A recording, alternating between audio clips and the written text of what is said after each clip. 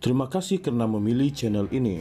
Sebelum kita mulakan video ini, sila pertimbangkan untuk menekan butang like, share, dan subscribe, dan aktifkan butang lonceng Anda agar Anda sentiasa mendapat info-info percuma pada setiap hari dari channel kami. Dan tinggalkan komen Anda karena komen Anda amatlah dihargai. Terima kasih. Seorang ahli parlimen DAP mencadangkan agar Presiden MCA Datuk Seri Dr. Wee Ka Siong menyertai PAS susulan dakwaan bahawa beliau mendapat sokongan daripada Blok Pembangkang dalam sidang Dewan Rakyat pada Selasa. Chong Zemin, PH Kampar, membangkitkan perkara itu sejurus selepas Ka Siong BN Air Hitam selesai membahaskan usul rancangan Malaysia ke-13 RMK-13. Ahli Parlimen Air Hitam berucap ke arah pembangkang, bolehlah sertai pembangkang.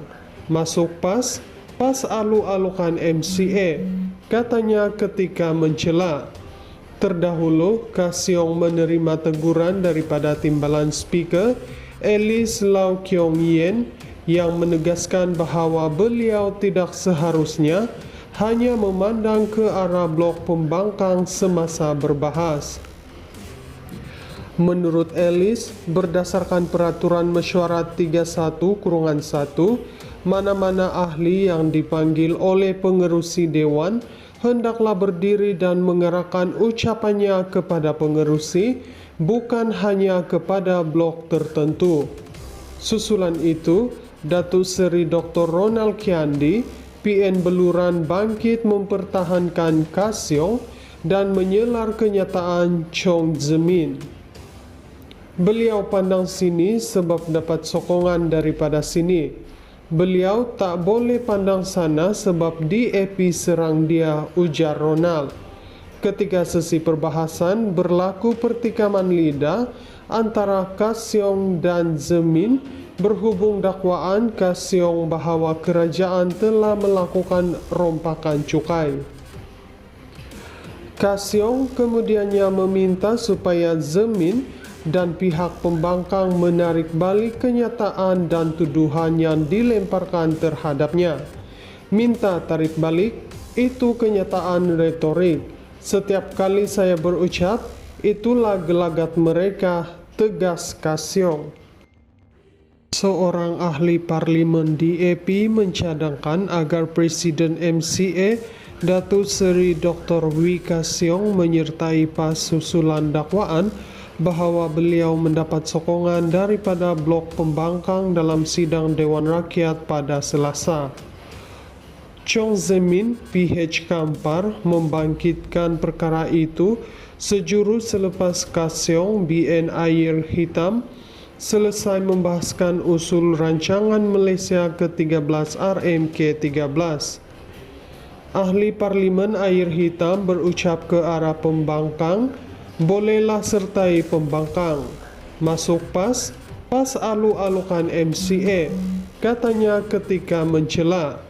Terdahulu, Ka Siong menerima teguran daripada Timbalan Speaker Alice Lau Kiong Yen yang menegaskan bahawa beliau tidak seharusnya hanya memandang ke arah blok pembangkang semasa berbahas.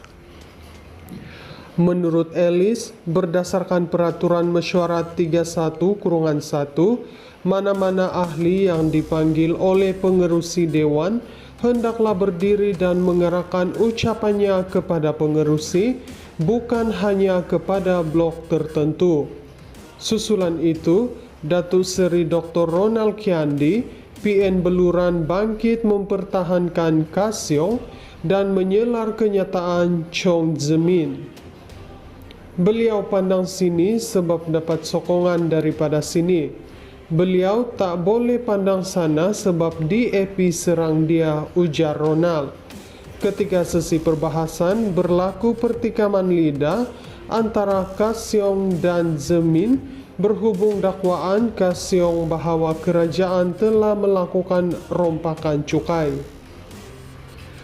Ka Siong kemudiannya meminta supaya Zemin dan pihak pembangkang menarik balik kenyataan dan tuduhan yang dilemparkan terhadapnya. Minta tarik balik, itu kenyataan retorik. Setiap kali saya berucap, itulah gelagat mereka, tegas Kasyong. Seorang ahli parlimen DAP mencadangkan agar Presiden MCA Datuk Seri Dr. Wee Ka Siong menyertai PAS susulan dakwaan bahwa beliau mendapat sokongan daripada blok pembangkang dalam sidang Dewan Rakyat pada Selasa.